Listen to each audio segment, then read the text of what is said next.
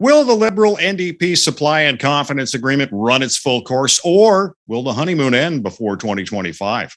Hello and welcome to Unpublished TV. I'm Ed Hand. About 2 weeks ago, the parties unwrapped their agreement, which would see the NDP support the minority Liberals for progress on some NDP priorities, namely dental care and a pharma program. Now, this is different than a coalition government, to which it's often referred. For one, no NDP members would be in cabinet, which is often the result in a coalition.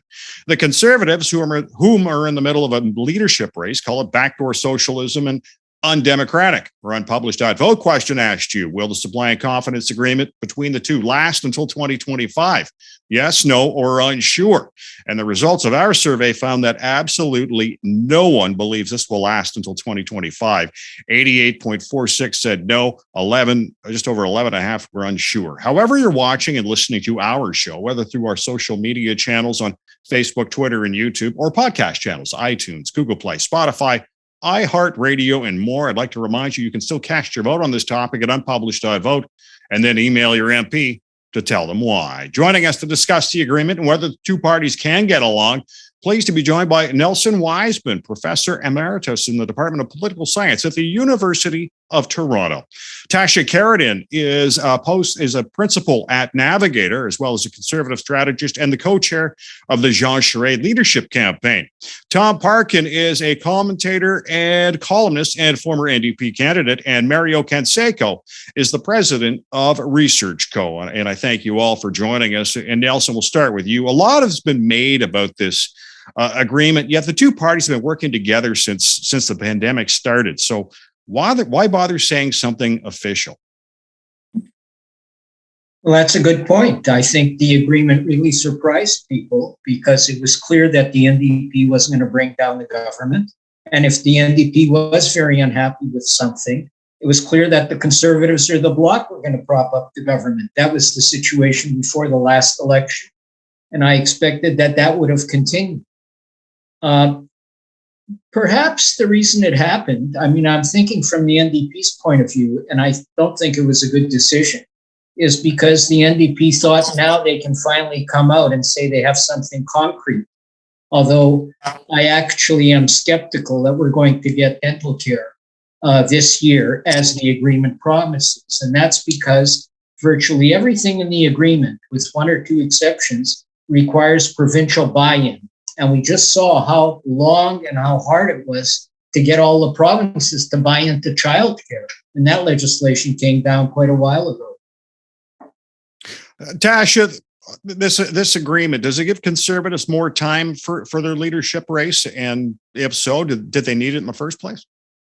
Well, it's a bit of a double-edged sword, I think. Initially, a number of people thought it was designed to take the wind out of the sails of whoever wins the leadership because there was an anticipation there'd be an election, perhaps a few months later, that the government might be brought down in the next budget cycle, for example, maybe next year. That presumably now will not happen. So it doesn't give you that leadership bounce that you sometimes can get.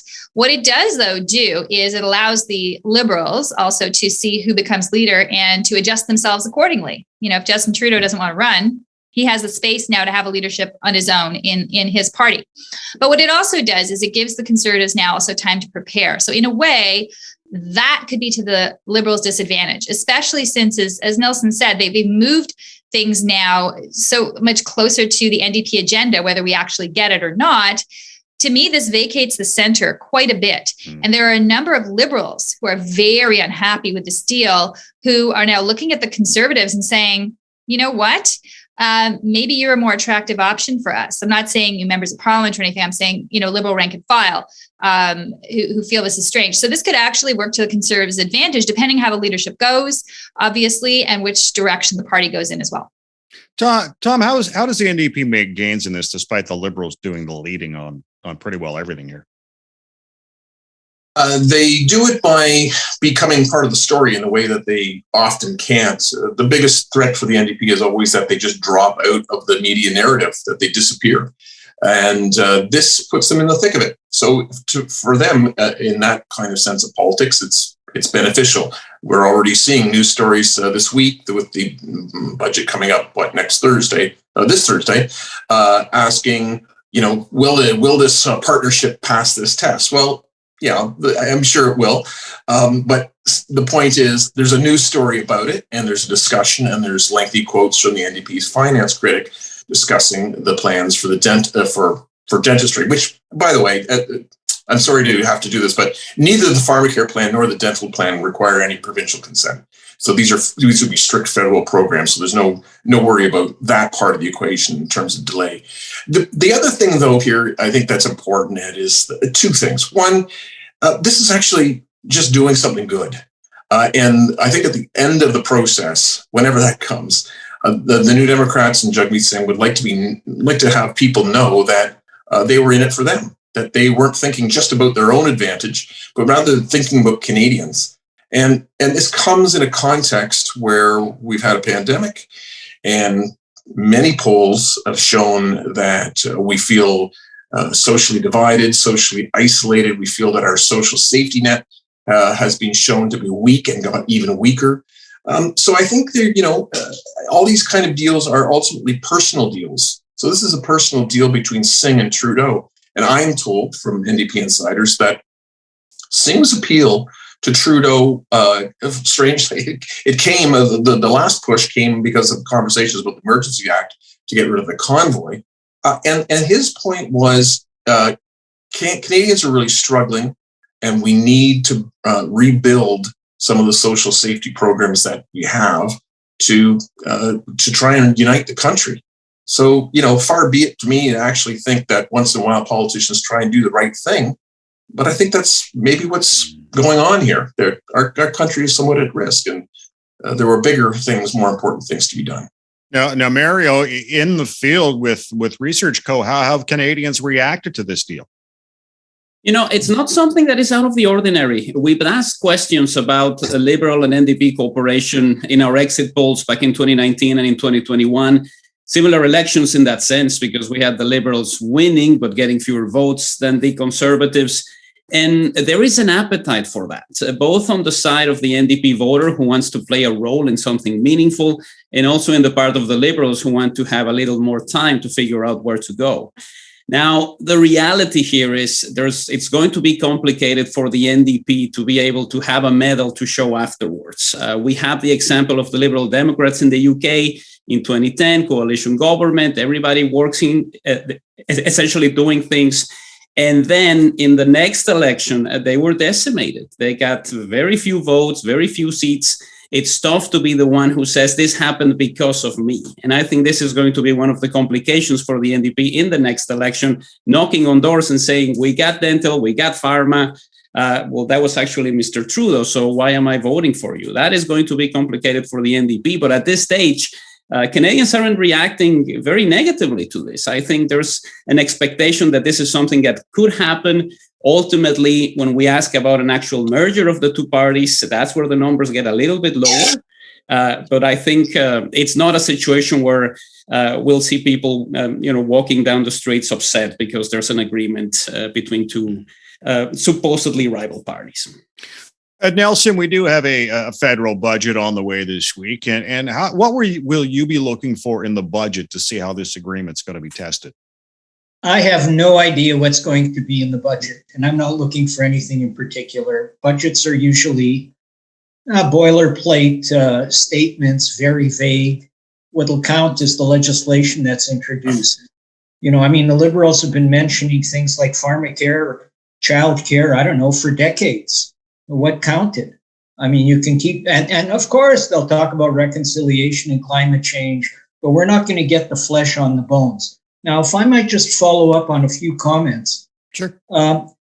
Mario, I thought, made an interesting point about the analogy with Britain, but we've got a Canadian example where the NDP lost because it went into such an agreement, and that was here in Ontario between 1985 and 1987. The Liberals and the NDP signed a very similar accord. They were committed to 5 points. I don't remember exactly what they were. And that was meant, and it said it was going to hold for 2 years. After 2 years, the NDP didn't bring down the government. David Peterson called a snap election. They won a huge majority, and the NDP was way back down. So that does not bode well. as for Tom's point, and he might be accurate, but I don't see it. I don't understand how Dentacare and pharmacare can escape the fact that, in my opinion, these are related to health, and that's under provincial jurisdiction. I can see the federal government signing checks, but I can't see it introducing control over dentistry in any of the provinces without the provinces signing on. And sure, they can, I think it's a positive thing for Ottawa to have a formulary where they can bid for drugs on a national basis, because volume leads to lower prices. But in the end, it's the provinces, I think, that get to pick and choose which drugs they're going to use. What do you say about that, Tom? There's going to be a core on pharmacare. There's going to be a core formulary. That oneself will be kind of interesting to watch, because there'll be a debate between kind of minimalist positions and I don't know, is maximalist a word, Ed? But some will. I'm sure that the New Democrats will argue for a more robust, and the Liberals might, with the drug companies out there and insurance companies might be pressured to go for a smaller approach. But the value of economies of scale and purchasing power, having a monopoly on purchase can flow through to the provinces. So that's the benefit there. It's 100% federal dollars into the program, and then the provinces benefit from them. That's the way that this has been designed. If I can tag on, though, Ed, the issue about 1985 in Ontario was interesting. And two things about it. One, 1985, there was actually 29 points, all of which were brought by the New Democrats. I recently had a conversation with Ross McClellan, who was the lead bargainer for the NDP back then. He was the House leader. And he said the whole thing, all the items that were written in were suggestions that were agreed to by the Liberals. So this happens 2 years later, as was said, the deal is over, the Liberals win. But important to remember, the NDP at that point went from third party to official opposition in 1987, and then they became the government in 1990 after people realized that the Liberals, without NDP guidance, had gone completely adrift. Well, the Liberals hadn't been, and my second point is that the Liberals hadn't been tested in terms of what really was their character in 1985. Nobody knew what their character was because they hadn't been elected for 42 plus years. So was this the authentic David Peterson? Were he and Ray, were he and the NDP really the same? People couldn't really know. But I think we have the experience of the difference between Trudeau and Singh preceding the agreement. So it makes the NDP's argument a little bit stronger because, well, Mr. Trudeau did nothing about pharmacare in his first 6 years. He did nothing about dentistry in his first 6 years. And it really came about because of NDP pressure. Well, go ahead, Tasha. I was going to say, came about, I would say the NDP pressure, it came about Mr. Trudeau wanting to stay in power for a few more years. And, I know, Tom, you like to ascribe more noble motives to this and doing the right thing. And one would always like to think our politicians do the right thing. But I think there's a healthy dose here of also doing something for themselves. For Mr. Singh trying to get credit, as you say, though, I agree that's going to be hard to do when the Liberals are the ones who are going to sign the deals on these things.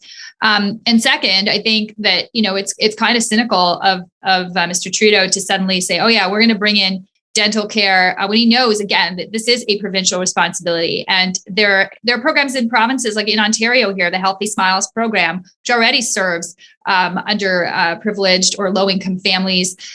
There are all sorts of things. It's basically going to be like with pharmacare, a negotiation with the provinces. Quebec is going to say, write me a check. I already have something too. And will it happen? Who knows? But the point is, Mr. Trudeau is getting on this one because he thinks it will be a popular sell, and it will also help keep him in power until he decides to pull the plug. Because I really also think this is not going to last until 2025. This is buying as much time as he feels he needs to either run again or have a successor be put in place so the Liberals can presumably win again the next time. Yeah, Tasha, we hear, and you brought this up a little earlier, we hear about the right and the left of the political spectrum. And with this agreement, is there a middle anymore? I mean, really, the middle is, I think there is a middle. I think what the Liberals are doing, though, is they're polarizing, and the Conservatives also, in some measure, depending on what candidate you talk to, are also polarizing in this race. You're seeing a vacating of the middle. And I think that it's because in a leadership race, you also have the issue of niche voters and voter bases, and targeting those voter bases to sell memberships and be able to win is a different thing that you do when you're trying to win the country. And I think that, I personally believe the Conservatives would be best served to win the country and also to serve the country to be in a center-right position. I don't think moving further to the right is necessarily the best recipe. I also don't think the Liberals would be serving the country very well if they move too far to the left, because we are right now at $1 trillion+ debt. They have, there's no end of spending in sight. Inflation is rising. Interest rates are going to rise in consequence as well. The cost of living is becoming more and more difficult for so many people. How are they going to deal with that? It's a polarization that is happening that is detrimental. And I think it would be better to see both of the parties having, like I said, a left center or / right center position. I vote for the right center, obviously, to make the healthy policies that we've been talking about here. Mario, the Bloc got the Liberals through the 2021 budget, well, with the NDP as well. But why did they go with the NDP and not the Bloc in an agreement like that? I think it sends a very powerful message to do it with a separate party that has a broader appeal. I think there would be a very bad taste in the mouth of a lot of people in the West if Trudeau decides to extend the hand to the Bloc and say there's more than unites us than what separates us. It's a party that tends to be popular in different ways. When we asked about leadership prior to the 2021 election, Jagmeet Singh was always number one when it came to who would babysit your kids, who do you want to have a cup of tea or coffee with, and the numbers just drop when you ask people if they're going to vote for the NDP. So there's definitely that appeal that he has to be part of this deal. And it's definitely not a situation that has an expiry date that will be met. We just went through this process in BC when the NDP and the Greens decided to form this coalition. It wasn't called like that, but it was, similar to what is happening right now. And the idea was to have this last for 4 years. And John Horgan saw the opportunity to capitalize on a very weak leader of the opposition and said, we're going to call this election and that's it. And that's final. Now he has a massive majority, very high rating when it comes to his own way of doing things. So there might be an opportunity for Justin Trudeau to say the NDP took us as far as we can. We will capitalize on what is happening with the federal Conservatives and then try to get that majority again. So I don't blame the audience for saying that they don't think this is going to last as long, because recent history suggests that when it suits the major party, these deals tend to fall off. Now, Nelson, you had mentioned the previous Liberal-NDP agreement coalition from the 80s. How much are the Ontario Liberals and Ontario NDP now watching this unfold just ahead of a spring election?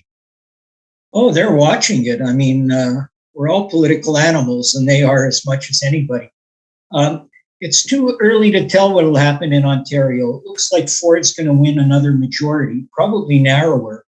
But where pollsters are off is, yes, they identify that the NDP and the Liberals now have roughly equal support. But what's going to happen in the campaign, which is going to start in a month, I think, from today, is that during the campaign,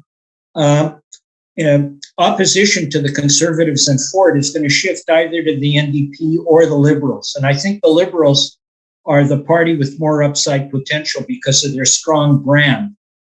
And let me just, if I may, follow up on some of the comments, like sure. Mario's. And there is another form of arrangement that happened in Ontario, which might have a lesson for us. And it can also point to how things will operate. A few years ago, when Dalton McGuinty was premier, he got the NDP to agree to pass a budget on condition that the Liberals would introduce lower insurance rates for automobiles. And in fact, we would move toward public auto insurance. What happened is the NDP got outfoxed. That didn't happen. The savings were marginal. And there the NDP had a chance to bring down an unpopular government and didn't. And here's another factor that people are talking about. The idea that if the Liberal numbers go up, Trudeau will go looking for a majority. Yes, that's possible. But more likely is this. If we have another big scandal, like the SNC scandal, which would have brought down the government had there been a minority parliament, the NDP will have an ideal excuse to get out of this agreement. They'll just say, well, the Liberals are dragging their feet on the things we agreed to, because the things they agreed to don't have, many of them, firm timelines. So the NDP couldn't get out of this agreement. On the Liberal side, what I see it doing, as each day goes by, I think that it's less likely Trudeau's going to run in the next election. If he decides to step down in 2024, or even at the end of next year, it gives the Liberals an ideal opportunity to choose a new leader. Nobody will be talking about the Liberal-NDP Accord, and that leader will not have been a signatory to this deal and will have an election. Tasha, how do the Conservatives make any political gains considering this arrangement right now? They're obviously going to be sitting in opposition unless the NDP gets trigger happy. How do you expect them to make gains, or is this going to be sort of a slow process for them? Oh, I think, as I alluded earlier, I think the immediate gain is for the so-called blue liberals who don't like this deal. They think the party's moving too far to the left. They also don't like the idea, the image it gives of the Liberals and NDP being too cozy. And I know for a fact that there are many of them coming to the Conservatives, looking at the Conservatives, or even thinking of joining the Conservatives. I've had lots of people connect with me in the last couple of weeks since this deal was announced to say, you know what, can't live with this. And I've heard of people taking out memberships who were, lifelong Liberals because they're done. And so I think the Liberals don't really realize that. Perhaps they haven't really wrapped their heads around the fact that there is a contingent of Liberals who would have been unhappy with this process. So the Conservatives can benefit from that. Like I said earlier, though, it depends which direction the Conservatives go in, because I don't think that these blue Liberals will stay with a party if it veers very dramatically to the right or embraces policies that they also don't see themselves comfortable with. So for the Conservatives to capitalize on this, I think really would be to find a way to absorb some of these unhappy people, to position themselves with a strong center-right platform that can win in the GTA, that can win in Quebec, the kind of positions that they've had in the past. Some of the stuff that they did under Stephen Harper too with law and order, I think would be very appealing as well. And they have the time. And to Nelson's point, the Liberal leader might get, if there's a new one, a bounce out of this. I agree. But at the same time, it means that the Conservatives will have the time to prepare and to really be in a good position and a good financial position too for the next election. The big losers, I think, here actually are the NDP, because if there was a new Liberal leader, that squeezes them out of the equation, and the Conservatives will be there to mop up the center right. So, it could be, again, a squeeze play for the NDP. Mario, in looking at some of your numbers, young Canadians seem more supportive of this arrangement between the Liberals and the NDP. Is that a sign that Canadians, mainly, like at least young Canadians, they want a different way of doing politics? Well, I think there's an expectation from the younger Canadians who are usually more center-left minded to see some action. But I think it also, one of the issues that actually plays a role in this assessment is the expectation that things happen very quickly. And part of the problem with people who get motivated into voting is that they expect change to happen almost immediately. One of the data points that I really like when you look at the voter turnout rates is how it's really high from the 18 to 24 demographic, and then it drops from the 25 to 30. It's the second election that gets people really upset because they got involved, participated, read, and then feel like all the promises that were made were not kept. And you have that drop in your late 20s when you go, they're all the same, nothing matters. So, part of what we see here is the expectation that if the two parties that you kind of like can work together on some of the issues that you care about, there will be a future. Now, if we go 3 years from now, with no pharmacare, with no dental care, with a bunch of things that are still out in the open, people might get really upset. And this is what happens with the younger voter. They really want to do something. They want to see some of those ideas implemented. And then when you get down and start to talk about how complicated this is to be done, they essentially tune out.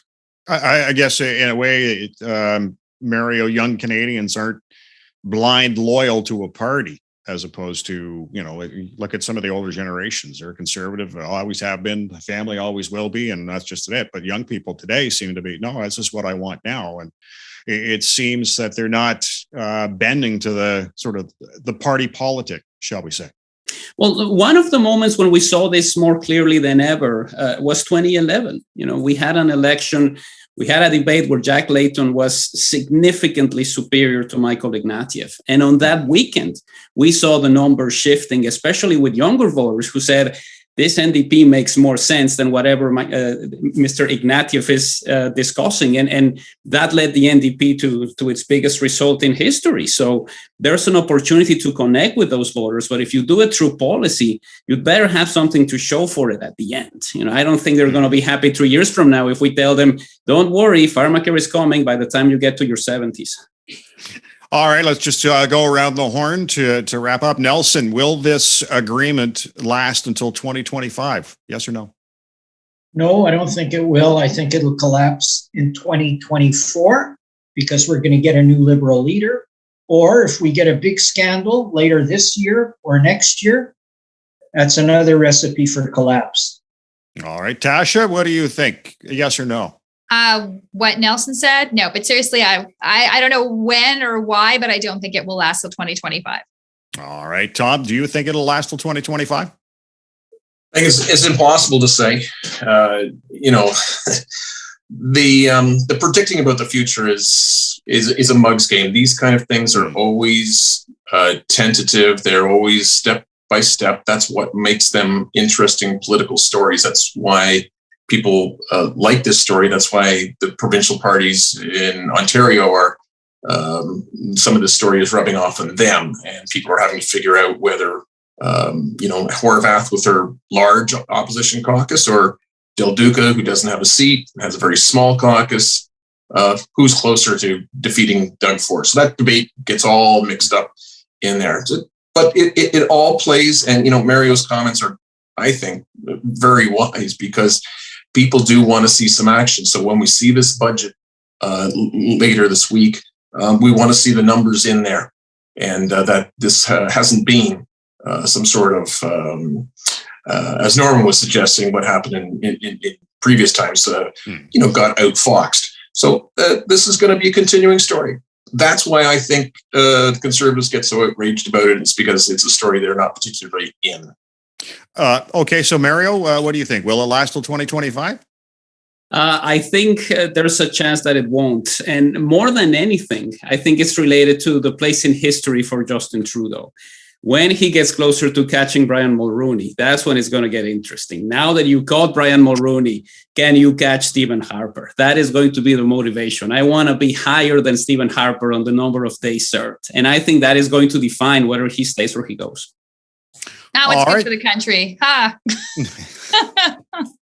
All right.